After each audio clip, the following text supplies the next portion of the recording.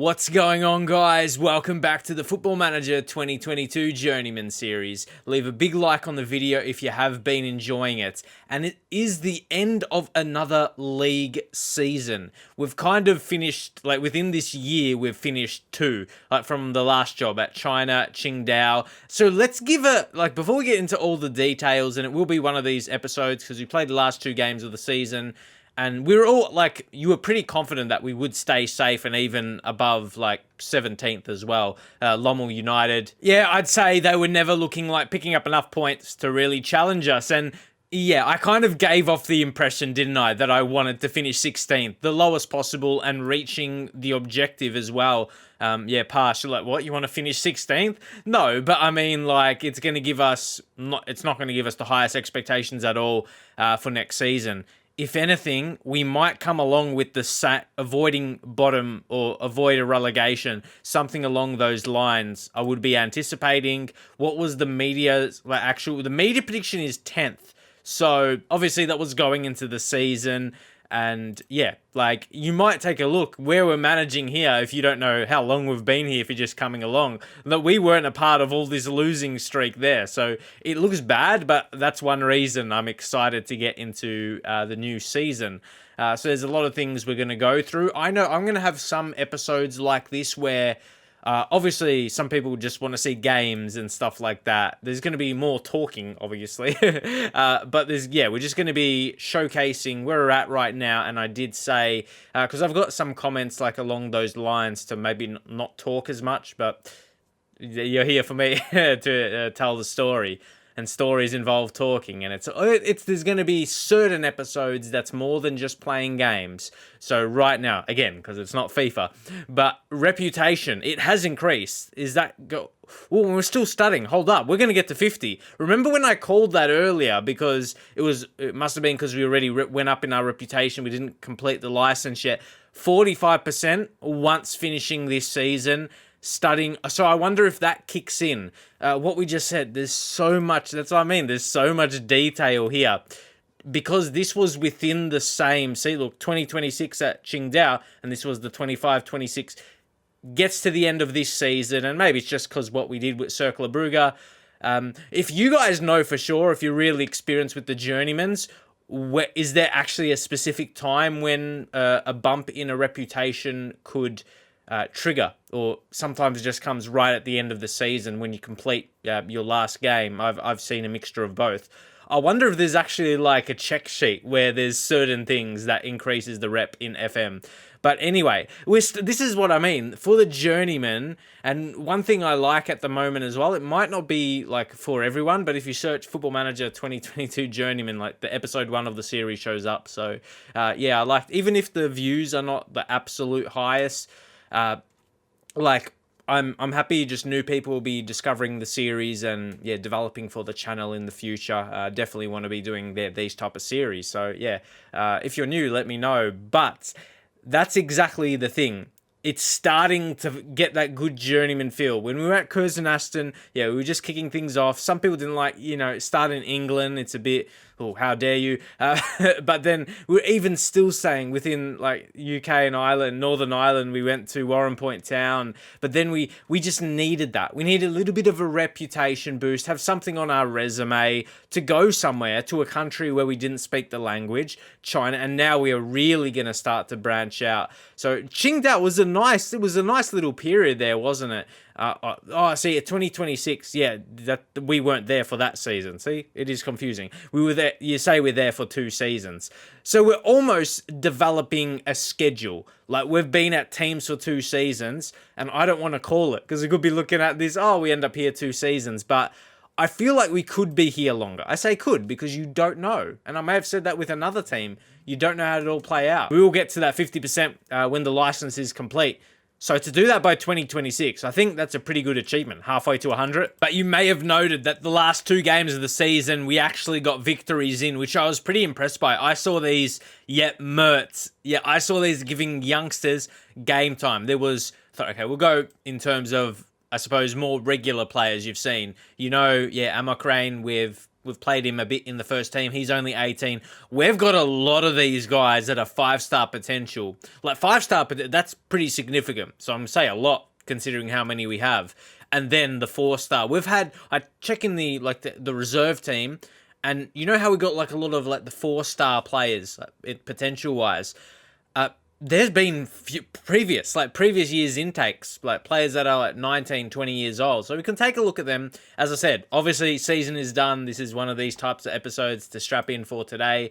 But again, Matthew brought, 5-star, a more creative central midfielder. So we're setting up, he's already capped at under 19 levels. So that tells you the difference. I know, the Belgian division, this is not the top European division. As I said, it's not far off. I think we can realistically, I say we as the league, but be around the 7th, 8th, like outside that top core of the really, big European leagues. So, I just want to take a look at his attributes again. Sometimes, I'm not going to say he's overly defensive, but we are trying to mold him into that halfback role, and you can see the important attributes there. So defensive ones, but then, some creative attributes as well.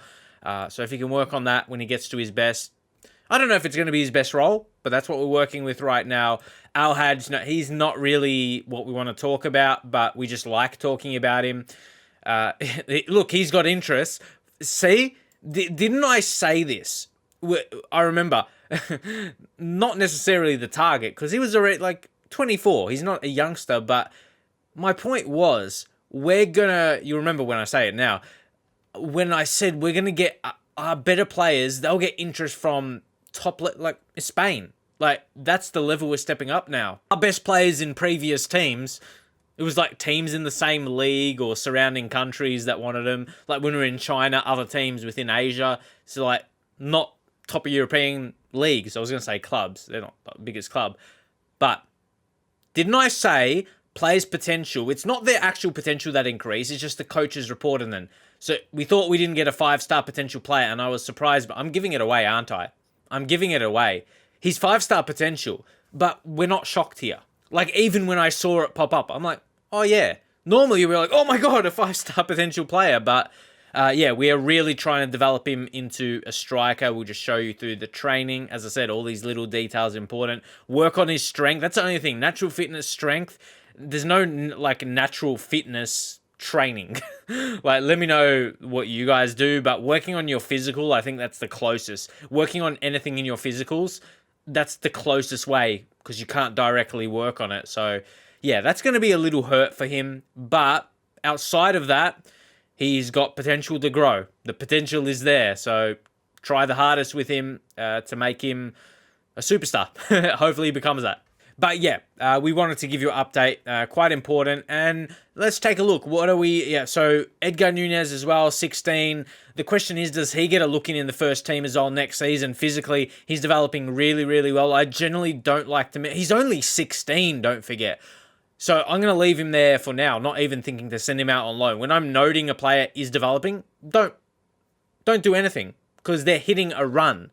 When you maybe notice, the attributes aren't going up, and it looks like they're not developing as much as they were previously, you put them in the first team or loan them out. Again, advice. But then I did say there was a whole bunch of these 4-star players. So some of them would have been like youth intake players more recently. Like, look at this guy. At 16, already cap at under 18 level. Looks very exciting, doesn't he? So he would have came through the previous intake. But like, talk about natural fitness. But he's got, look at the green direct. The attributes have gone directly up. So, and we just scroll down. Look at that. And that's just a bunch of them. That's just a little bunch there. And there's a lot more. They are players that are candidates for the first team. Guys we got in the youth intake this year. Mert. I see, I didn't move into the senior squad. I just, had the selection for the under 18s. So, okay. Christ Mbala, 16 years old. He's got some strongish attributes, but we've got, just to show, I think it's better to show it in this way, just the whole squad. Look at this. These are the under 18s. Take a look. But that, Simon or Simon, he is not bad. And if we go into his information, He speaks French fluently as well, so there's that. He's a promising winger. So that's a crop of 3 talents that probably are going to be some of the best. And then, yeah, these guys, a bit of a crop there that have a chance if they do develop real well. And then you pop over to the under-21s with what I mentioned, sort by potential. There's a few names there as well. So, yeah, future's bright. I get it. I could be here for ages, but it's exciting. And we mentioned France. Yeah, when I'm searching for my players, I look for the best. Like, I search by attributes, trying to find the best players. So I'll keep it in my mind for French players, but I can't, like, when I get so deep into scouting, I forget, I need to sign French players. The board would like that anyway.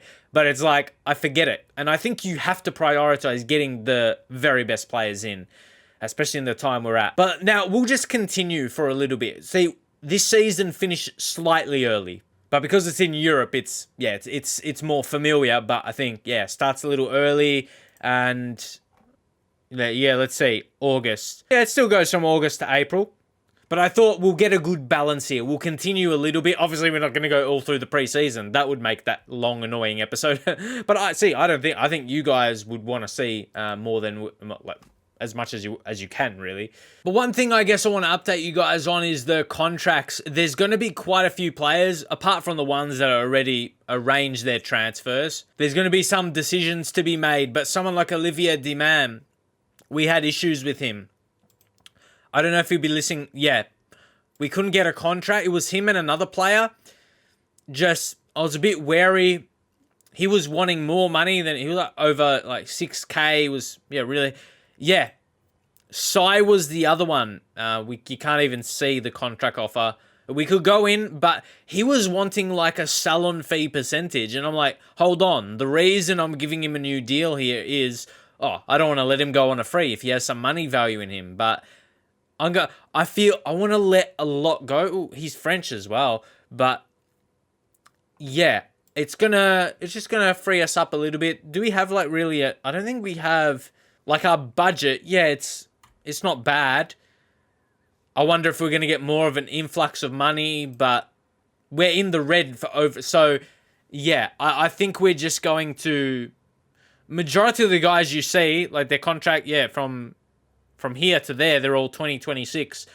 I think a large majority of them, if not all, I'm going to let run down. The goalkeeper, I always wonder, because I don't mind just having your backup goalkeeper.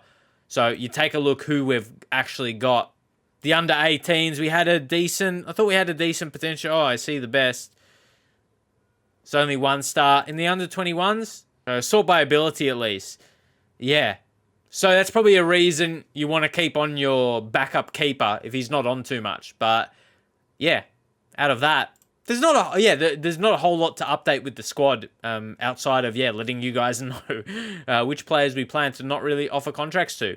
Because you already know what we've talked about in the past about players we're going to try and sell that do have a monetary value in them, like the likes of Consolvi's there. Who else? Well, Demand, but not going to give him a new deal. We couldn't agree on a contract. You never know. Pablo Pardal as well. Guys that we might sell 4 or 5 million. And yeah, as I said, with Demand, if he lowers his demands, he was wanting 6 point something K. He might end up getting a contract. Yeah, look at this. He wants a new deal. See, that means he wants a bigger.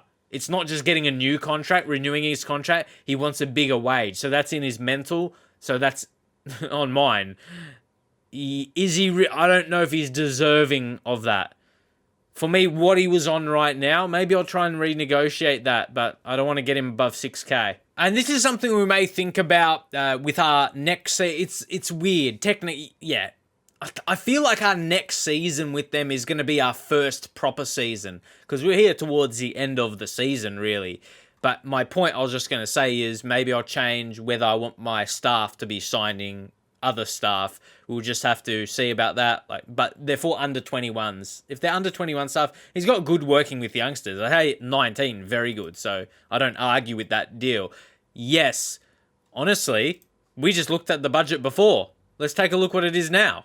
If anything, I feel like It's really give it, because you can mess around with the transfer budget, put more in. We don't even get like $1 million to spend. So it's probably heading for free transfers again. You're not wanting to spend, especially when you're in the red financially. So this is, you guys like this though. You like a challenge, but Matt, you're going to go bargain hunting. But back to that point, I said I was want to sell some players with monetary value. So we might need to do that. But our signings are probably still going to be directly free transfers. Maybe get some loans in, see what's available. And because that's kind of a plan, that's in the 5-year plan.